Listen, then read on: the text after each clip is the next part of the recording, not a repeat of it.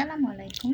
আপনারা যারা কাটিং থেকে চারা করতে চাচ্ছেন অথচ এই সময় করতে পারছেন না, কিন্তু দেখুন কত সহজে কাটিং থেকে চারা করেছি।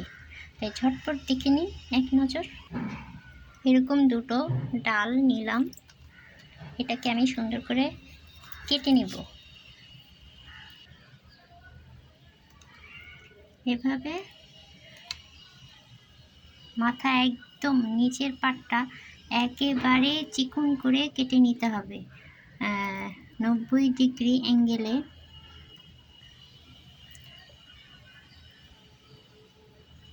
ডালগুলো খুব পুরনো হবে না, মোটা ডাল হবে না বেশি, আবার চিকনো ডাল হবে না, আবার একটু কচি ডাল নিতে হবে যেটাতে আসলে কাজ করে। আর এই যে এখানে এরকম কাটা থাকে, ওই জায়গাটাই এরকম 90 ডিগ্রি অ্যাঙ্গেলে কেটে নিতে হবে। ঠিক আছে, মাথা উপরে মাথা এরকমই সোজা থাকবে। আর এটাকে আমি এখন ফাঙ্গিসাইড দিয়ে মাখাই নেব। ফাঙ্গিসাইড এভাবে লাগানোর পরে এটাকে হলুদ আর গরম মশলা বাটা একসাথে ওটাও লাগিয়ে নেব। তার আগে অ্যালোভেরা জেলটা দিয়ে নেব যাতে এগুলো ভালো করে বসে। আমার কাছে খুব সামান্য অ্যালোভেরা জেল আছে, যার জন্য সমস্যা হয়ে গেছে।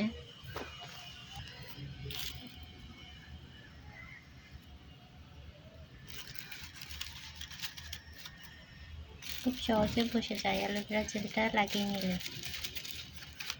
এবারে এটা আমি 10 মিনিট এভাবে রাখবো।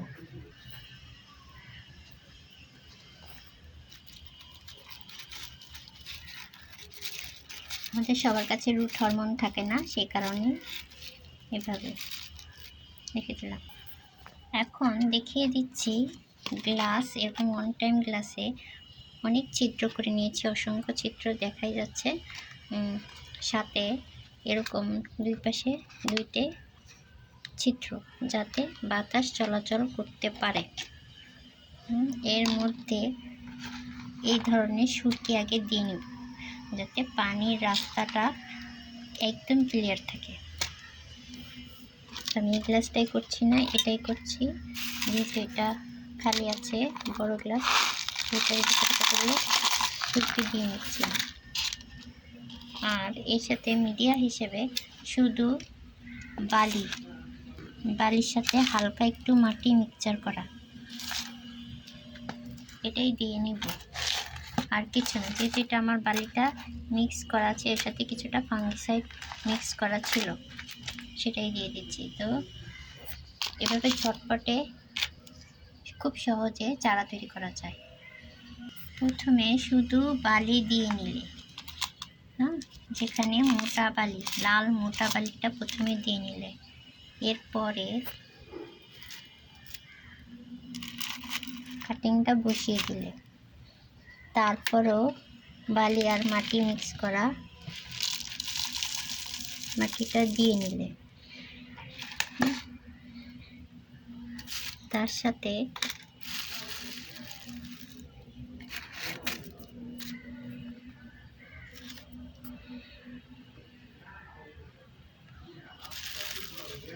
কিছুটা হলুদ গুঁড়ো দিয়ে নিলে, কেউ কেউ চাইলে ফাঙ্গিসাইডও দিয়ে নিতে পারো। তারপর পুরোটাই কভার করে দিলে, মানে এখানে মাটি বালি একসাথে দিলে হয় কি, শুরুতে বালি দিলে ভালো হয় বেশি, তারপরে মাটি বালি একসাথে, তারপরে বেশ খানিকটা বালি দিয়ে, মোটা বালি দিয়ে নিলে তাড়াতাড়ি পাতা আসতে সহায়তা করে। এভাবে চারা কাটিং থেকে চারা বসানো যায় খুব সহজে। আর এই মোটা বালিটা দিলে তাড়াতাড়ি ওর পাতা গজাবে। এখন আমি পর্যাপ্ত পানি দিয়ে দিব। এই পানিটা দেওয়ার পরে আর পানি দিব না 2-3 দিন, যতক্ষণ না এটা শুকায় যাচ্ছে। আর একটা কথা, এই ডাল নিয়ে আসার পরে কিন্তু সারা রাত ভিজায় রাখতে হবে, বা যখন নিয়ে আনো 1 ঘন্টা ভিজায় তারপরে এটা কাজ করতে হবে।